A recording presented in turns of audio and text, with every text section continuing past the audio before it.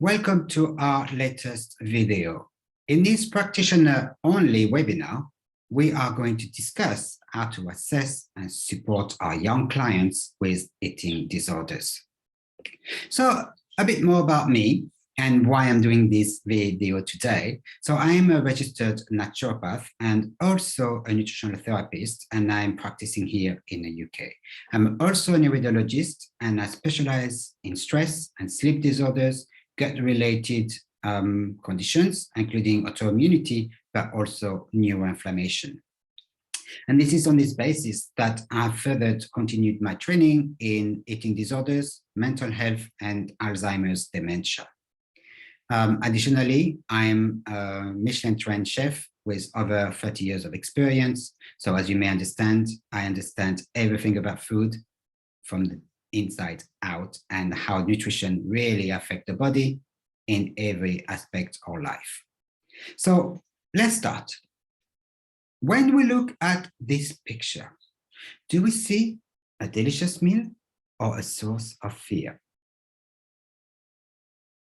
Well, with an eating disorder, an individual has a lot of anxiety around food, mealtime, and also their weight and appearance. When they see food, they immediately think about the many ways that food is going to impact their weight, shape, and appearance. Because of this, they will stop eating certain types of food or the quantity to make it impact their appearance in the way that they want. They may also use various ways to affect their calorie intake or their weight, which we will discuss very shortly. The anxiety that the individual experiences can really interrupt the relationship that they have between food and their body.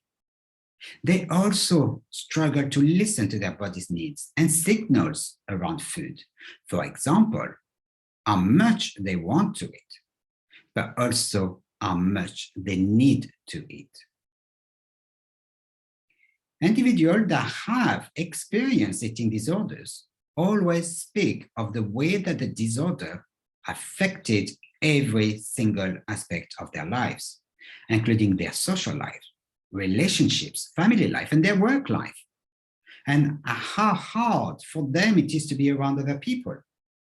They may also be withdrawn and refuse to eat in front of others. An eating disorder causes an individual constant and persistent distress in the way that they are feeling and relating to other people, and even to themselves. And that is very often around food or the subject of food or body image. As human beings, our lives revolve around food. It is part of our survival, but also our social connections. So much of our life is centered around food.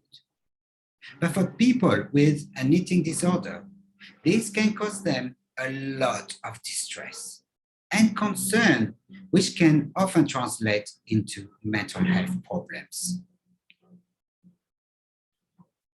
They may become very anxious and possibly depressed over time as the eating disorder anchors itself deeper into their being and as their behavior becomes automatic. Stress is often a trigger. But because stress can lead to the remodeling of certain area of the brain, it may be difficult for our young clients to accurately interpret the world around them and the way food affects their body, weight, and appearance. They may only see a version of their reflection in a mirror in a way that is no longer accurate. This also translates into obsessive behaviors, and not only around food. Sleep may also be affected due to the relentless effect of the stress response. And that stress response further decreases their resilience and the capacities of the body to detoxify, heal, and repair, potentially leading to inflammatory disorders and inflammation. But also stagnation. Stagnation of waste in the body, but also of thoughts. Everything is stuck. They feel stuck. That in itself can bring a lot of anxiety, feeding a very vicious circle. They are stressed and anxious, and this affects their relationship with food, with the potential to severely disturb their gut microbiome. As a result, they are inflamed and possibly in pain, and they may feel as if their cognitive abilities and mood are constantly low. They may feel fatigued and weak, and so they self-isolate and use their experience to reinforce a deeper disconnection from food. They subsequently feel more anxious and depressed as a result, and the cycle continues. So eating disorders are serious, diverse, common, and complex mental health conditions that have a significant impact on every aspect of life, particularly physical and psychological, with severe repercussions on their mental and emotional and social well-being. As we will discover shortly, eating disorders are treatable. This, however, will require constant follow-ups and attention in the same way we may support people recovering from any type of addiction. Partners and family may also need to be involved to identify signs and patterns that may indicate relapses. So here are some statistics, and I'm sure you will find them very useful in practice. So it is also common for autistic people to have atypical eating behaviors, with around 70% of autistic children having issues with food and feeding. Autistic individuals may have highly selective eating requirements or be particularly sensitive to the textures, look, or smell of food. The social aspect of eating, such as sitting at the table with others and waiting until others are finished, can also be challenging for them. They may also have difficulties chewing or swallowing, or suffer from gastrointestinal problems, which often makes eating a non-pleasurable experience. And many of these symptoms and behaviors are commonly seen in people with eating disorders. So researchers are trying to further understand the relationship and prevalence of autism in people with eating disorders. It may be possible that an individual experiencing an eating disorder, autism, may be underdiagnosed, as it is often the case in anorexia nervosa. It appears that up to 35% of women with anorexia meet the criteria for autism. Research tells us that about 50% of people with an eating disorder also engage in substance misuse. This is particularly pertinent for individuals who experience binge eating and purging behaviors, which may prevent or delay their recovery or increase the risk of relapse. We also know that substance abuse, when combined with an eating disorder, increases the risk of medical complications, but also mortality.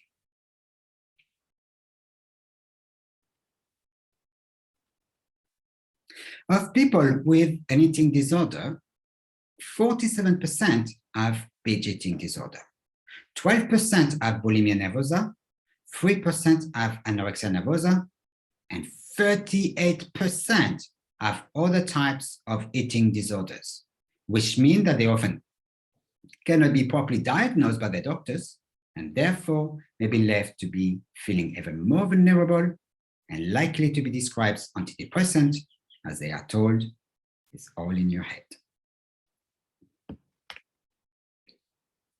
For an individual with an eating disorder, there is a lot more going on than a simple decision about food. In fact, their body and many aspects of their lives may be affected. For example, stress may be a trigger and a mediator in the way that chronic stress leads to the remodeling of the brain, leading to the hypertrophy of the amygdala, the fear center of the brain based on past experiences, and the hypertrophy of the prefrontal cortex, the brain region implicated in planning complex cognitive behaviors, but also personality expression, decision-making, and moderating social behavior. An individual may therefore experience blunted emotional responses, which may be another factor that negatively affects their ability to make decisions. When in combination with a very harsh and critical inner voice, reinforced behaviors, personality traits that may maintain the eating disorder, social and environmental pressures, the constant effort to maintain and hide the eating disorder, and the lasting effect of malnutrition on cognitive function and behavior, the individual may think they have no other alternatives and come to believe that maintaining the eating disorder is the only solution. This can lead to inappropriate behaviors, school or work problems, financial difficulties, and consequently to the loss of supportive relationships and potentially to self-harm and suicidal ideation. Over-exercising is also common, as is purging. Malnutrition also leads to poor immunity and being ill more often and longer recuperating phases. An eating disorder, food is seen as a source of fear rather than to be something to be enjoyed. It can affect both men and women of all ages. However, young children and teenagers may be at a greater risk due to peer pressure, not fitting in, and as a result of bullying. Essentially, because they feel imperfect, individuals with an eating disorder fears that no one will accept them and ultimately love them, and therefore will attempt to inflict on their bodies drastic demands that will help them fit in that box, the box where they believe the perfect people are found. Some other causes of eating disorders can also include illnesses like type 1 diabetes, celiac disease, IBD, or PCOS. With such conditions, following a restrictive diet is essential, but also creates habits and fear around food. Hypersensitivities may also play their part in increasing anxiety around certain foods, especially when eating out or socializing, which may be the triggering factor in an eating disorder and avoiding social settings. It is thus important to educate our young clients and empower them with more confidence when it comes to food. The idea is to prevent anxiety and depression, which is so common in eating disorders. High-risk groups also include people who are dieting or trying to lose weight, a concerning problem, particularly in young female adolescents. People with low self-esteem, anxiety, and depression, or had a history of substance abuse.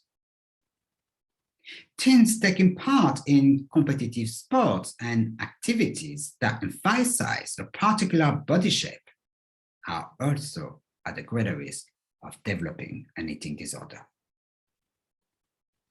Another important factor to take into account is the family history of eating disorders or disordered eating.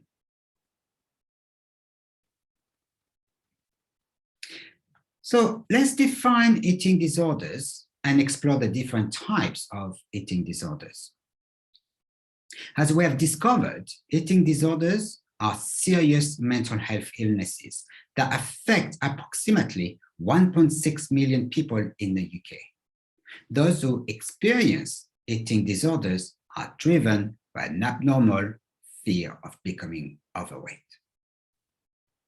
Eating disorders can affect anyone at any time for any reason. Although they are 7 to 10 times more common in women than in men. According to NHS UK, teenagers between 13 and 17 are mostly affected. An individual is more likely to have an eating disorder if there is a family history of eating disorders, depression, alcohol or drug misuse, or is criticized for eating habits, body shape, or weight.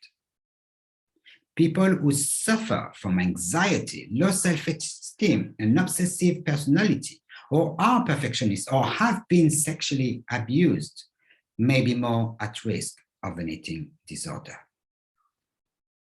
So people are said to have an eating disorder when their lives revolves around food to such an extent that they are unable to lead a normal life. Here you have a quote by the NHS, which I'm sure you will find very instructive, and in a way that food is used to cope with feeling and other situations.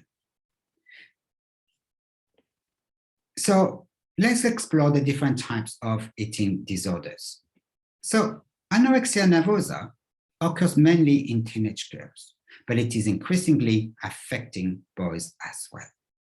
People with anorexia typically weigh themselves repeatedly, portion food carefully, and eat very small quantity of only certain foods.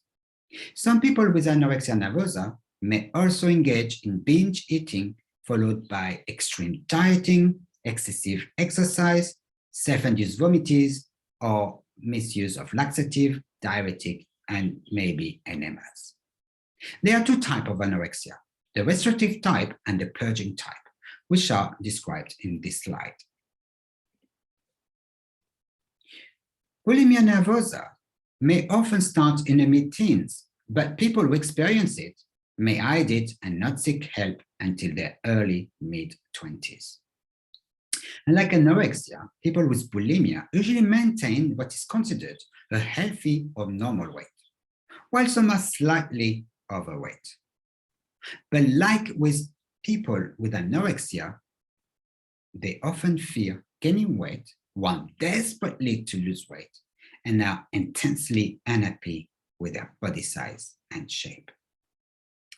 Usually, bulimic behavior is done secretly because it is often accompanied by feelings of disgust or shame.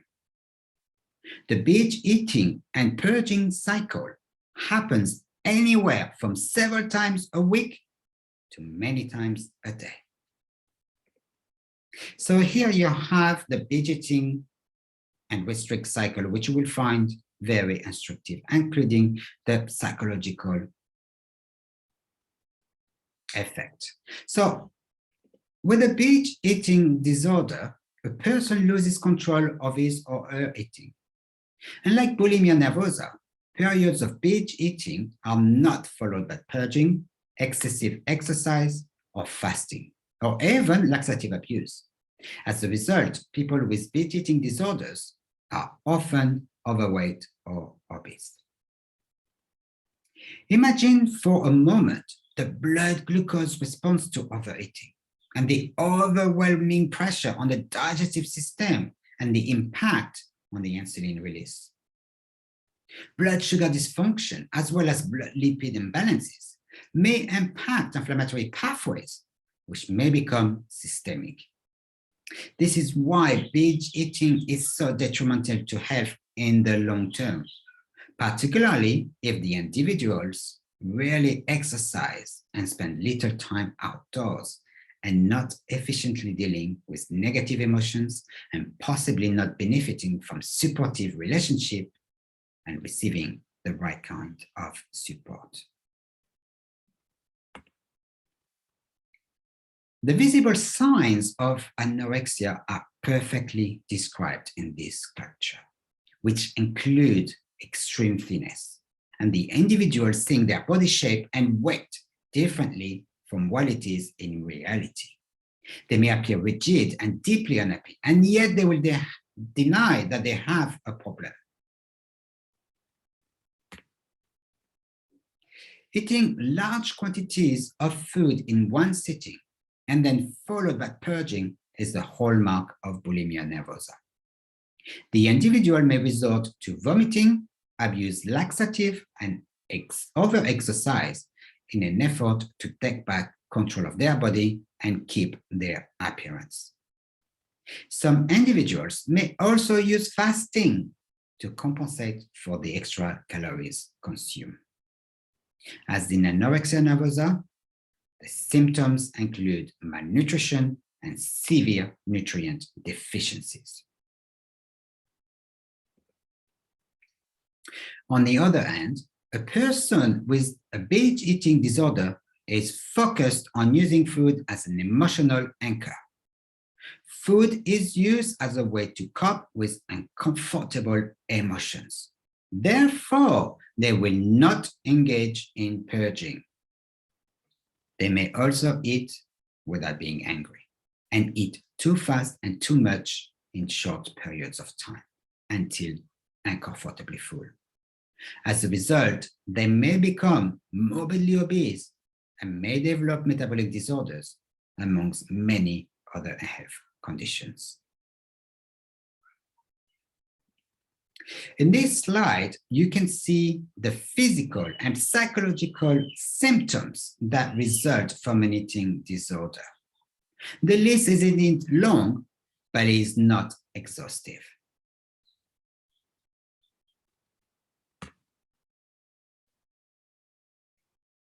Whenever you are dealing with highly stressed and anxious clients, it is crucial to identify where they are and how stressful events affect their emotions and behaviors, especially in young clients. Help them uncover patterns of thought and the emotions they may experience as a result. For example, how are they feeling at the time, physically and mentally? What are the symptoms they may be experiencing at the time? Are they likely to ruminate over it? Negative, harsh, and demeaning inner talks provoke specific emotions, and those emotions are intrinsically linked to behavior. So let me ask you, what do you think individuals with eating disorders will say to themselves? I'll give you just a couple of moments just to get some ideas in your head. But here to give you just a few examples, they may say to themselves, I will never be good enough. I am useless. I am ugly. I am fat. They may also feel misunderstood, unloved, and perhaps even lonely. They will use every negative experiences to anchor their belief deeper in their subconscious. The cycle continues until their belief defines who they are. For them, it is their truth. It is part of who they are because of that original thought. They think they are not good enough. When someone develops an eating disorder, such as anorexia, it can affect their entire family and their relationships with others. They may try to help at first, but people surrounding the individual may become easily annoyed and disappointed, perhaps even angry because of the lack of improvement over the long term.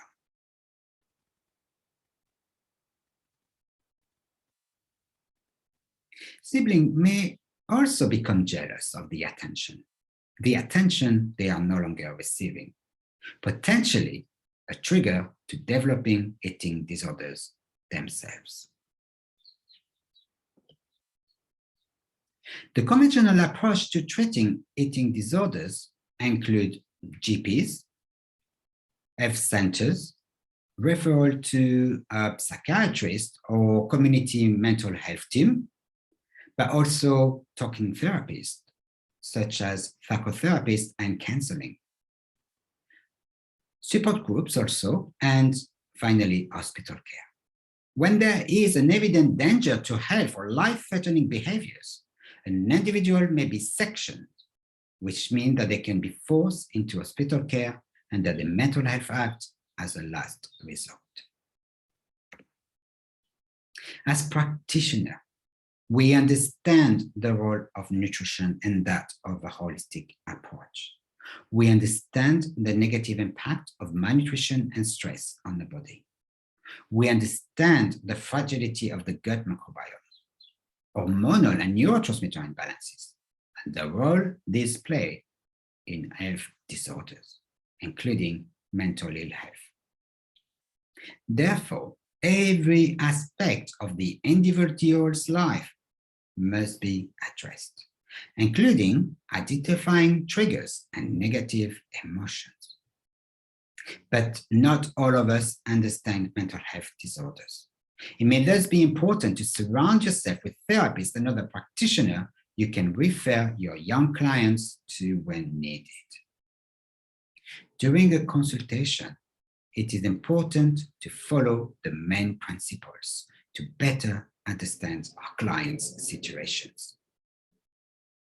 For example, their age, medical history, and if they are under any medication, their living situation, family support, and stressors.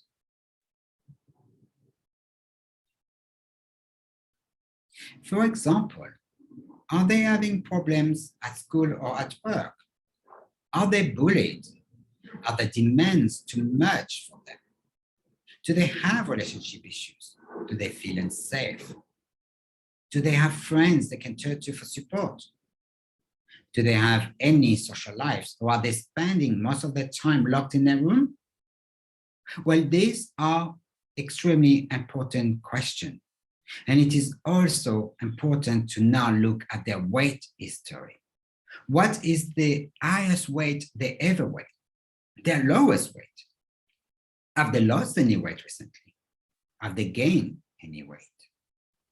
When did they start worrying about their weight and appearance? Have they been bullied at school because of their weight or appearance? Do they have parents or siblings making fun of their weight or appearance?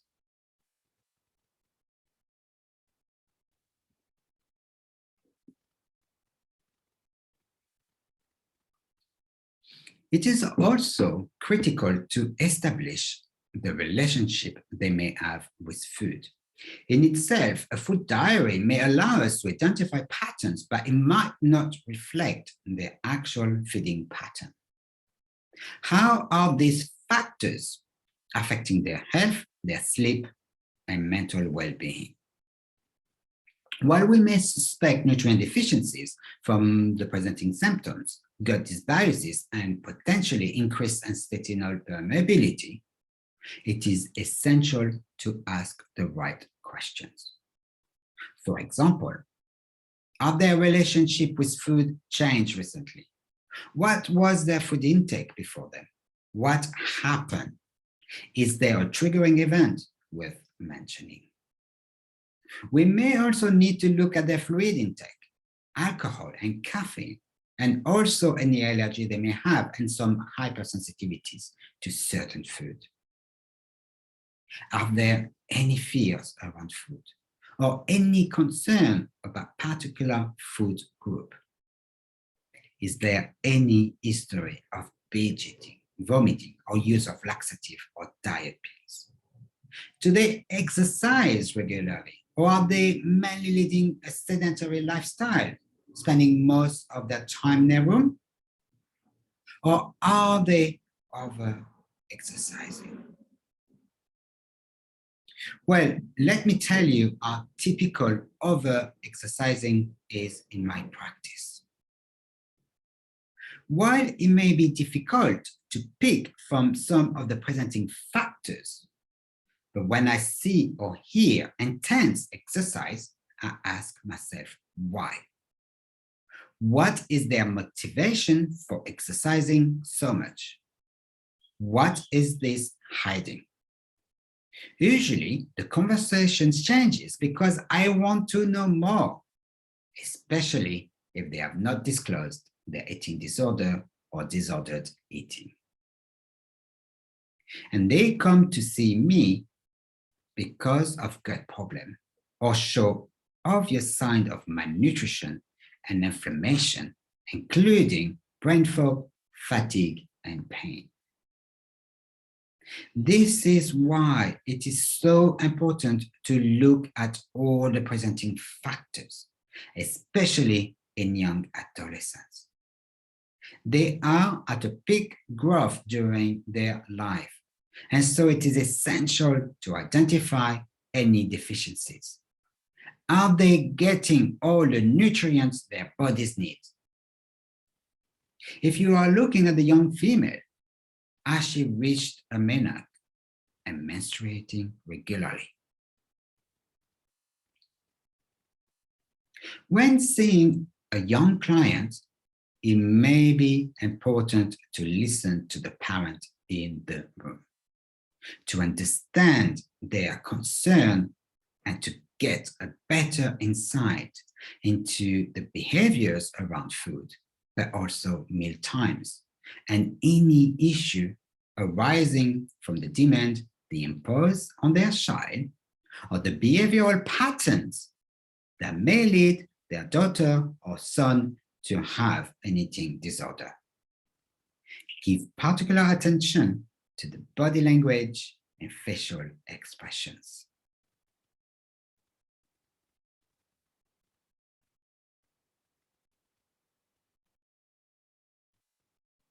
To ensure recovery and long-lasting change, it is important to understand where our young clients are. It is also essential to discuss family support, and they will play a critical role in their recovery, especially when working with a young child. We must ask the parents what they are willing to do to support their child and how they are going to implement changes, and if they are going to see the therapist we may refer them to. Will they seek support themselves? For example, joining a support group for parents with a child with an eating disorder. Helping their child is critical to improving their relationship with food, but also resolving the anxiety around food and to listen to their body and anger. So if the parents rarely cook, then the whole family may have to improve their relationship with food. Cooking together as a family can help the child to connect with food and understand the effect of food on their body, mood, and behavior. Cooking should be a happy time where everyone is invited to contribute. Open discussions are also highly recommended during this time.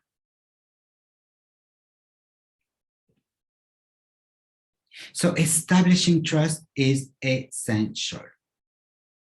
When a young adult comes to you or a parent with their child and an eating disorder is suspected, then it is important to make them feel as comfortable and relaxed as possible so they can feel safe and open to talk. Empathy, showing a good understanding, and caring will also play a major role in helping our young clients to trust us. Speaking in a non-judgmental way. You may want to avoid weighing the client in the clinic. Ask them to do this at home instead. Again, it is extremely critical to establish trust because you may have to see your clients often to ensure that they are following your protocol and that they are showing signs of recovery.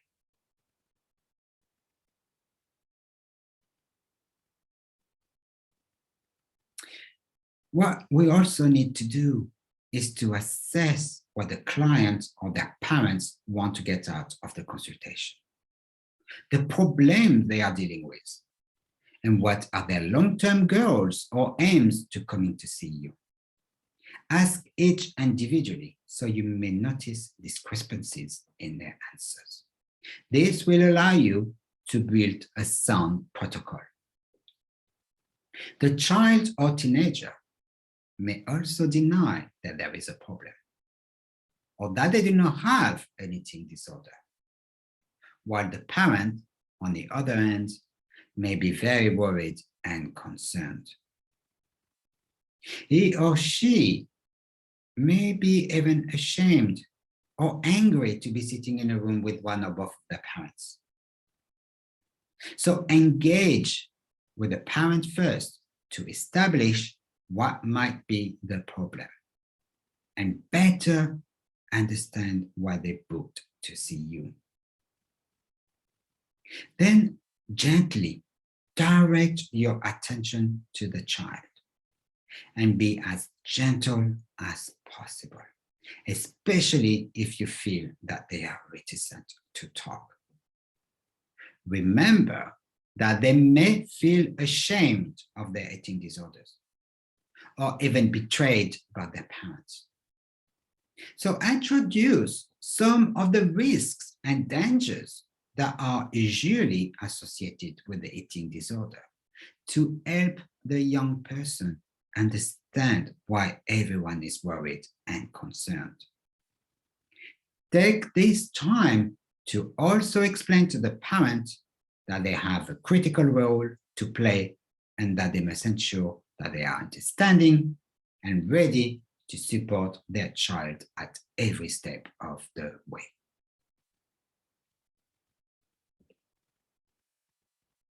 So follow-ups.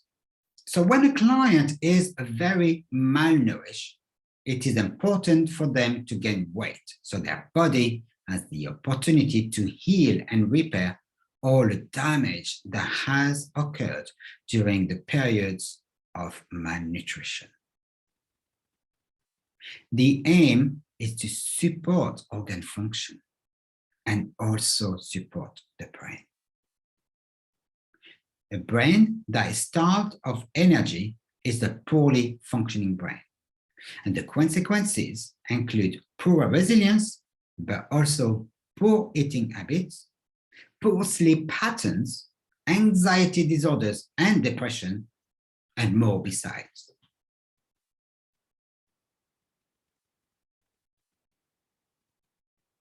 So the most important is to have a real discussion with clients to discuss the changes that have occurred since the last visit. Involve the present parent and ask key questions to establish a better understanding of what has happened since the last time you saw them. Consider what the young clients need to do if they are not gaining weight and if they are fear associated with changes that may disrupt their recovery. And this could be noticeable because what you will expect from their food intake may not match their current weight, especially if they are still severely underweight. If the client was referred to other therapists, it may be essential to discuss their progress and maybe other aspects preventing recovery that you may want to discuss with them. So let's talk about refeeding syndrome.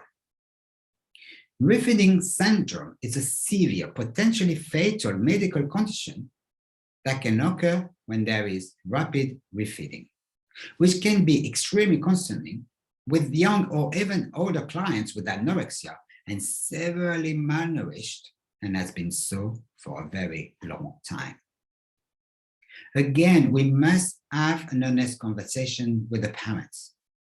They should not force feed their child and allow them to eat until they feel full.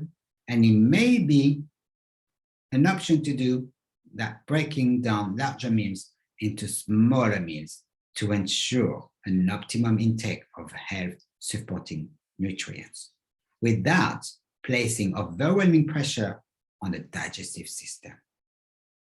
So refeeding syndrome results from the body having functioned in starvation mode and principally using gluconeogenesis to provide the energy required for the body to function. Gluconeogenesis is a process that transforms non-carbohydrate substrates such as lactate, pyruvate, amino acids, and glycerol into glucose. But when food is reintroduced, the body shifts from gluconeogenesis to carbohydrate-induced insulin release. This puts tremendous pressure on the body and may lead to abnormalities of fluid balance, abnormalities of glucose metabolism, vitamin deficiencies, particularly thiamine or vitamin B1, and dangerously low levels of phosphate, magnesium, and potassium in the blood, which can lead to potentially fatal consequences if not managed appropriately. To avoid complications, it is important to work with the GP and therapist, as well as the parents, to ensure that refeeding is closely monitored and done very slowly. Hospitalization may be required in some instances to reduce the risk of refeeding symptoms, but it is very unlikely that a child or teenager will feed themselves too rapidly after avoiding food for so long. They may, in fact, increase their portion very slowly, and therefore it is a long journey for them to reestablish a better connection with food and remove the fears around certain foods. Close monitoring is also critical because relapse is very often observed in teenagers or even adults who experience a lot of stress at any time in their lives. So reconnecting with your young clients every 6 months, for example, is highly recommended to make sure that they can still rely on your services for support and guidance, especially from the time they leave home and they are no longer under the supervisions of their parents.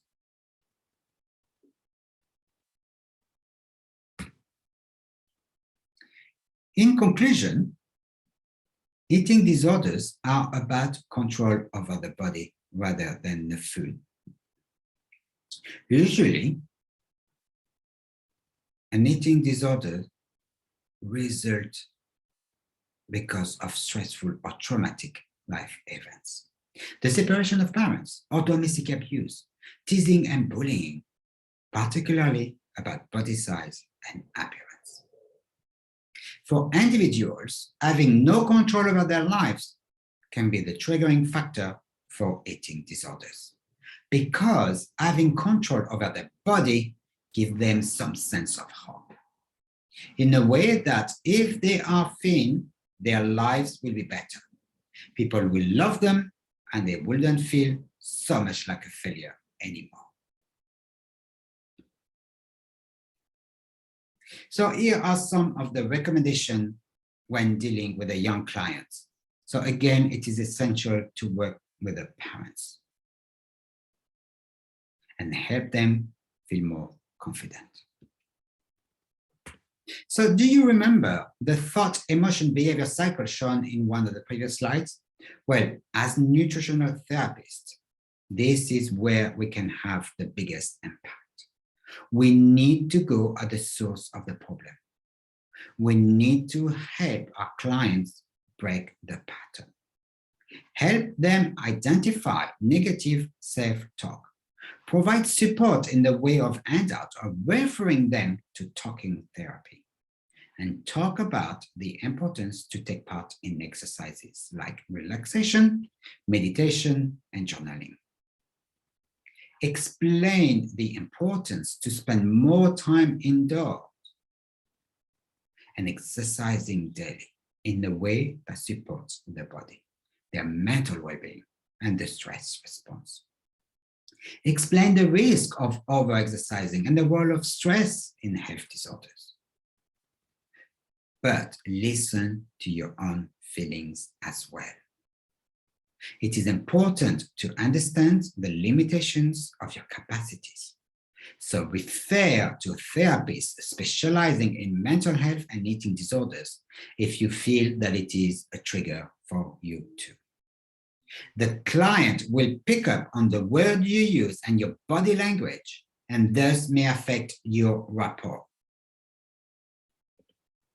So here I have listed some resources to include in your handout and give to the parents and young adults, especially by the time they left home and they are no longer living with their parents.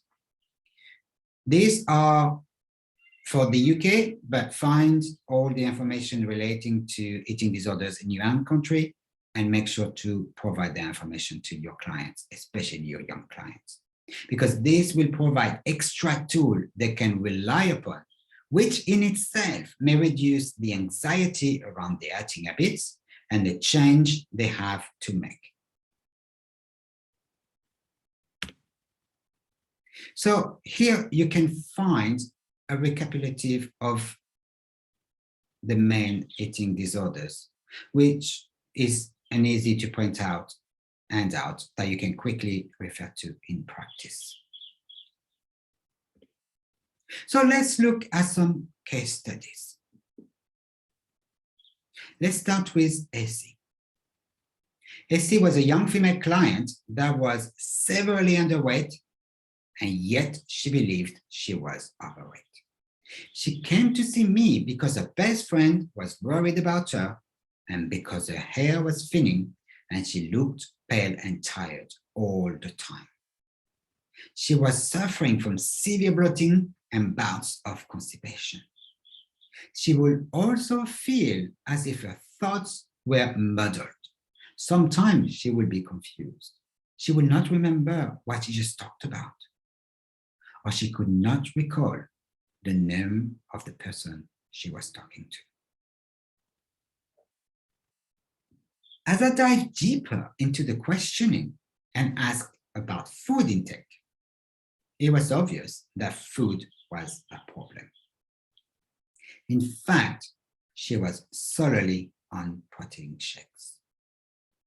She would have a shake in the morning, one at lunch, and one at dinner, with a couple of hyper-protein bars as snack in between. This was her daily intake for nearly 3 years. Sometimes she may have one apple if she felt angry. Other than that, she had no wholesome food in her diet, no vegetables whatsoever. But the issue here is as well that she wouldn't sit to it, and she would usually drink her shakes while working or watching TV. But because she was able to maintain her weight with the shakes, she used the shakes as the anchors necessary to establish her eating disorders. Despite her friends trying to help, she denied that there was any issues with her weight and her feeding behavior. She actually would refuse to go out for dinner or meet a friend for a coffee. But if she did, she would only drink the coffee and will not eat anything, even though all of her friends would. And as a matter of fact, none of her friends ever saw her eating. So to support my protocol, I printed a copy of the label of the shakes and give it to her to reflect upon. The shakes were replacement meals that the company claimed were plant-based protein formulas developed by nutritionists and food scientists rooted in the latest research showing the efficacy of meal replacements as a solution for achieving a healthy weight. And so she believed she was nourished and her body received all that it needed. But it could not have been further from the truth. The first ingredient was either soy or pea protein. And the second and third ingredient included fructose, beet or canned sugar, followed by a lot of cheap fillers like corn and rice, which explained why she felt bloated all the time. She was over-consuming proteins, refined grains, as well as sugar. Plus, the absence of fat meant that her body sugar would spike and she would feel as if she had no energy after a while and could not think straight. But because all she wanted was to keep her weight as low as possible, she will not eat food even if she was experiencing cravings as a result of drinking those shakes. This is the perfect example of control over the body and the mind. So reintroducing real food into the diet was the first step. I recommended she slowly come off the shakes and added a proper dinner instead of the last shake of the day, focusing on fresh vegetables and healthy fats. In just 3 months, her friends told her that she was a new person, happier with life and less rigid. She had given up on shakes completely and had successfully included 3 portions of vegetables daily. Her bloating had almost vanished by then. She was regular and her hair looked better, and so did her skin. She also slept much better, and this was the incentive to keep her new diet because she felt more in control. And that was all the control she needed. But yes, I agree, she wasn't happy with one thing. She blamed me for the return of a period which she didn't have for nearly 3 years. So now let's look at GM, another interesting case. So arriving from work, starving, and having not eaten all day, he would be eating all that he could in a matter of minutes. This feeding behavior fueled his binge eating disorder until he could no longer control his hunger and would eat until eating became painful. At times, he will even feel sick because he had eaten too much. This led to problems at work and was given a final notice to improve. This was the wake-up call he needed. Fearing losing his job and losing his independence were the trigger needed to seek help. He had no intention to go back and living with his parents. Additionally, he was a designated contact to entertain clients and will be drinking over 10 units of alcohol on any given evening. He will be starving by that time and will order from 3 to 6 different takeaways outlets. It could be sushi and fried chicken and Thai curry and Chinese dumplings all at once.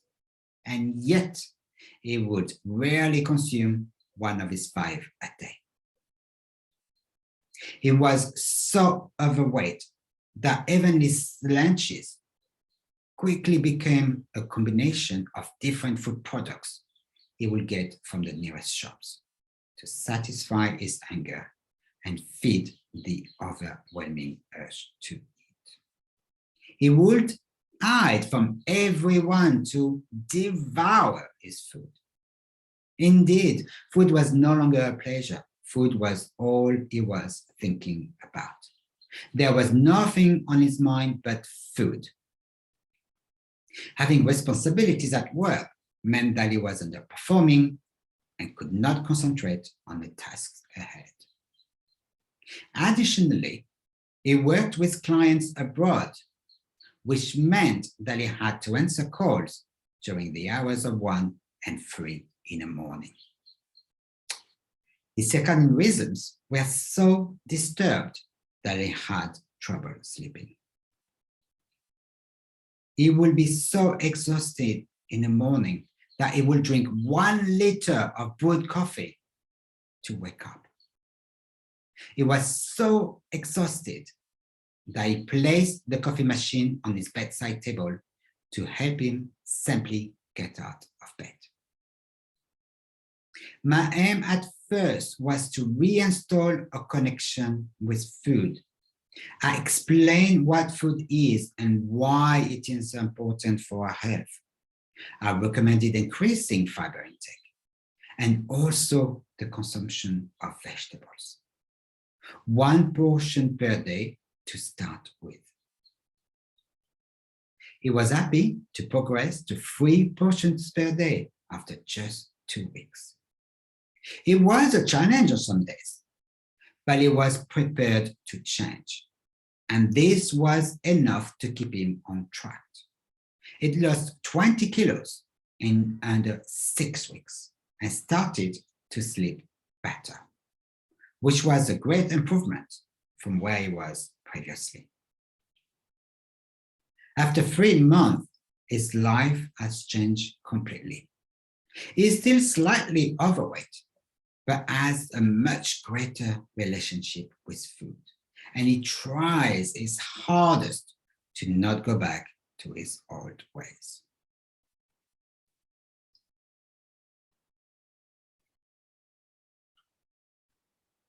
This particular client also worked hard to identify triggers and the emotions that previously led him to binge eat, to finally be in control of his eating behavior.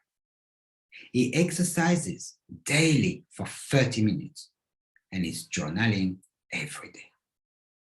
These exercises have shown to be the most successful at bringing change and keeping my clients and vision in mind. When I am dealing with a mental health disorder, I always recommend journaling.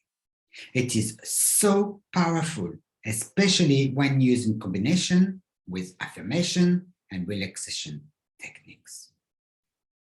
So here is the testimonial of one of the clients that I have seen this month. And she explained how journaling gave her purpose and helped her structure her day.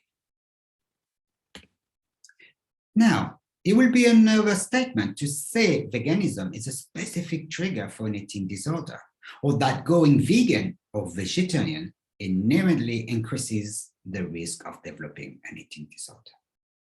However, there is a danger that a vegan or strict vegetarian diet can support restriction and weight loss, and thus become a maintaining factor for an eating disorder, as we have seen with AC previously. It is something similar to people following a clean diet. It is recognized that anorexic thinking and behavior commonly feature restrictions, like avoiding high-fat food, some processed food, and choosing the lowest calorie items. Orthorexic thinking, sometimes known as clean eating, is also regularly seen in those suffering from anorexia. Orthorexia is a belief that food should only be natural and pure, and any processed food should be avoided. This can result in a highly restrictive diet and rigidness around food. A rigidness that can also be noticeable in every aspect of life. A paper was recently published in a journal by the Royal College of Psychiatrists. The author wrote that the number of people following a vegan diet in the UK is increasing. Eating disorders clinicians are anecdotally reporting that more of their patients with anorexia nervosa are wanting to follow a vegan diet. There is evidence that more people with eating disorders report being vegetarian or vegan compared to the rest of the population. Indeed, there may not be a connection between strict veganism and eating disorders.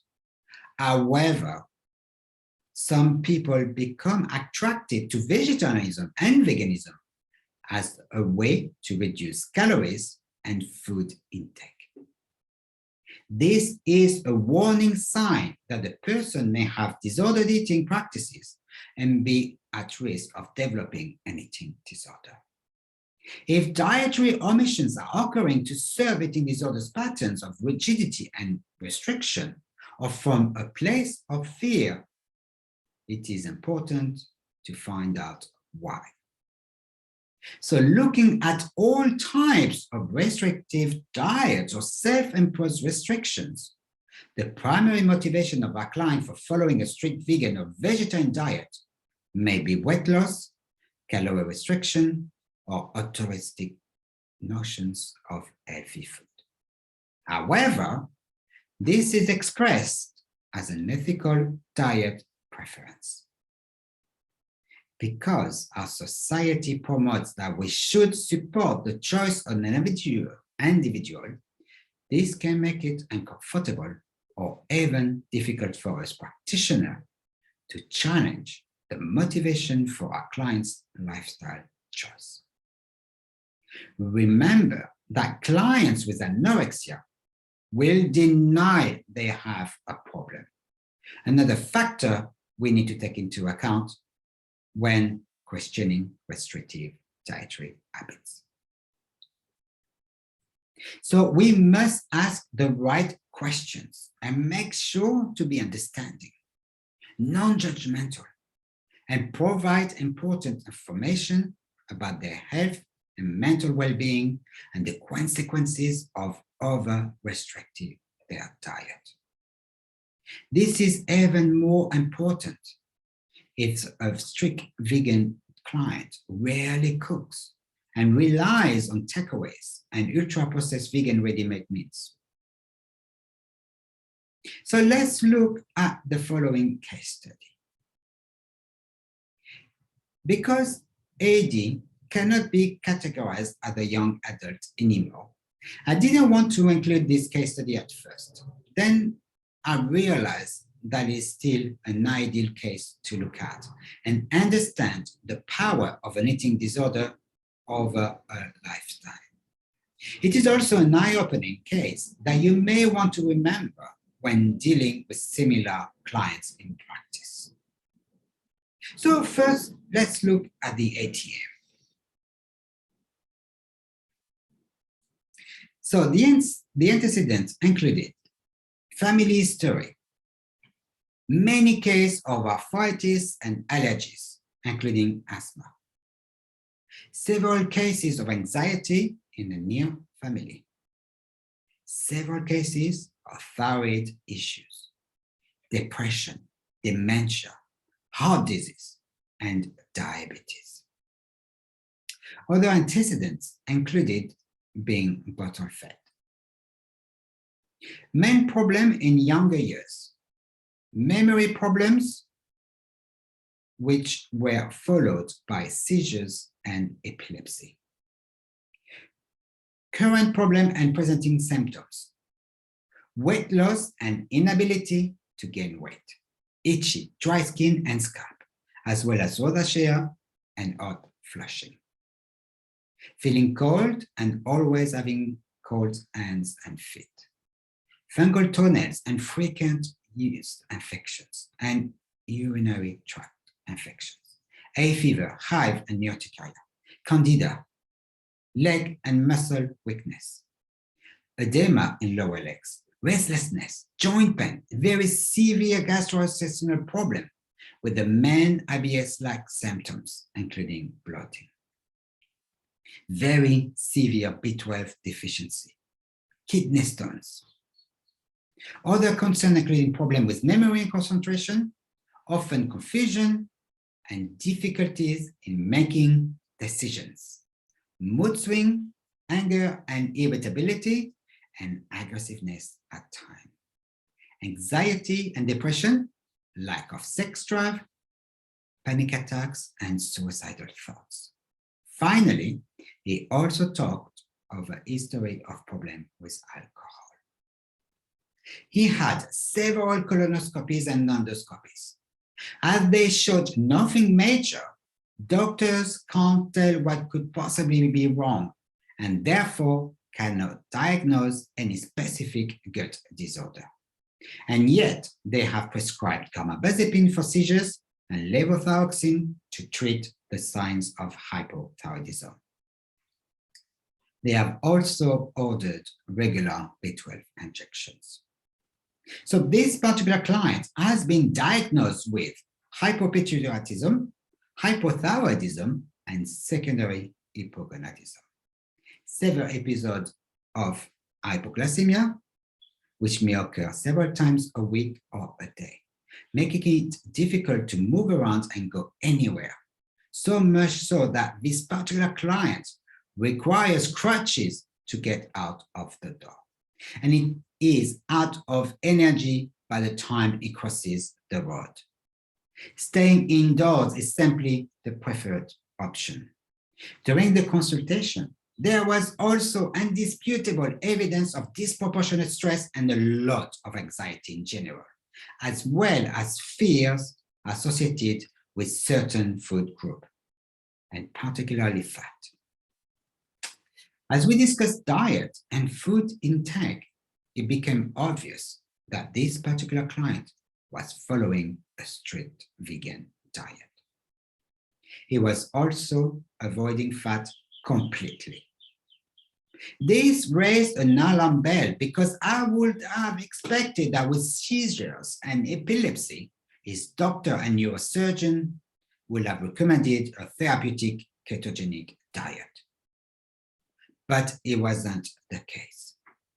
I am not sure yet if this is the result of my client refusing this type of therapy or because, as he avoids fat, his doctors simply resorted to leaving my client on his own. Interestingly, I have seen this client just a few weeks ago and has not yet booked a follow-up. It appears that the suggested plan is yet to be executed. It really leaves me to wonder about the power left to the mind when it comes to very restrictive diets and severe malnutrition. Just by listening to me now, there may be obvious links that you have already made in your head. And you would agree that there is a lot to work on. And you will also agree that the idea will be to go back to basic and restore balance in every system of the body. But the reason why I have included this case study is that my client is a nearly 60 years old male. This is the perfect example to show that eating disorder can affect anyone at any stage of life, regardless they are 12 or 80, male or female.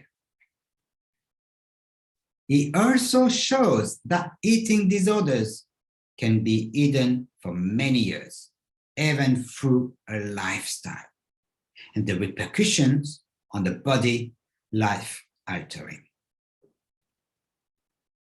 When I contacted this particular client just a few days ago, he said something that made me realize I had to change my approach. He said, I will not start on the recommended protocol until I am ready and sure it is what I want to do. Remember that I only suggested working on the basics, like increasing fiber, hydration, and the intake of healthy fats. At the same time, I recommended reducing the amount of carbs and sugar product. I also recommended working on stress and anxiety. I also needed to dive deeper into the understanding the effect of his eating disorder and if he is the anorexic purgic type. Because if he is, then the approach must be truly adapted. And without further therapy support, I doubt that he will make any changes to his diet. In such complex cases, building a team of trusted therapists is evident. Also, I need to work with my client and support him. And rushing him is not what he needs. It will only make things worse and probably lose him as a client and him going back to his old ways as if nothing ever happened. The other important factor I need to consider include prescription and over-the-counter drugs and identify any interaction with food or the supplement that I may recommend as well. I have an additional case study that I would really want to discuss with you because, again, it's really eye-opening case. So this client I have seen just a few days ago. Because this particular client is a perfect textbook case, I really wanted to discuss it with you, even though she's a female in her 40s. So we will refer to her as HG. So she has been diagnosed with chronic malnutrition by a GP 2 years ago. Her GP was concerned because her iron levels are constantly low, even though she has been supplementing her diet daily with high-strength iron. She had no other choice but to disclose her eating disorder to her GP and how much she is exercising so that he could understand where she's coming from. Even her GP had no idea that she had an eating disorder which has lasted over 3 decades. This indeed says a lot. As a young girl, she was categorized as obese, and this left a mark on her. And so she would go from thin to obese all the way through her childhood until she discovered sport and used running to control her weight and appearance. This quickly fueled her eating disorder. The problem here is that her dad has an eating disorder, and so does her sister. She married a bodybuilder, and both her kids, age 11 and 13, are super athletics and obsessed with sports. In a way, she had surrounded herself with someone like her and created little humans in her own image to reinforce her idea that thin is better. But the problem here is that she only eats a couple of hypercaloric protein bars on any given day. If she picked a leftover from her children's plate, then she would not eat anymore, because according to her, she will exceed her calorie intake, which will inevitably affect her weight. She exercises 1.5 hours daily and up to 3 hours each day on weekends. Even when she has no energy, which she does as a result of being chronically malnourished, she will still push herself to the limit because she must be in control of her appearance and body weight. And that is all that matters to her. Her appearance is very important because she works in a toxic, man-dominated field. And if she is thin, she will be respected and appreciated by her peers. She is also addicted to comments like, "How do you keep your figures?" during small talks in stores or other places. This is all she needs to reinforce unattainable ideals of perfections. She said it herself. She is over-controlling the things she can control and relentlessly trying for perfection. She also said that she is okay being judged for failures, but not for her weight and appearance. She is also very critical of herself. She refuses to eat meat or fish because she dislikes chewing. She may have difficulty swallowing if she's eating food she shouldn't. So there is definitely a physiological response to a physical and mental stress. So this tends to correlate with what we discovered earlier. A large portion of individuals with anorexia nervosa may have underdiagnosed autism. This was more and more apparent as the consultation progressed and the way she talked about food and the texture, taste, and smell of food. Because food is such a difficult subject and a source of fear and social inadequacies, she also avoids going to events because she says it's simpler. Sometimes, because she's starving, she may take a mouthful of breakfast cereals as she goes to bed. Because she doesn't eat enough, there isn't enough energy to supply her body, but also not enough food to make the bulk of stool. And so she suffers terribly from bloating and discomfort all day long, which may probably indicate some form of SIBO, as transit is hugely impacted. Her aims and goals are to feel better, have more energy, and have a more sensible exercise regime. As long as the weight stays the same and the needle on the scale doesn't move. These are her exact words. So let me tell you, this is going to be a long journey, but I am hoping that she becomes less rigid around food and meal times. One of the positive notes is that she is open to eating proper meals.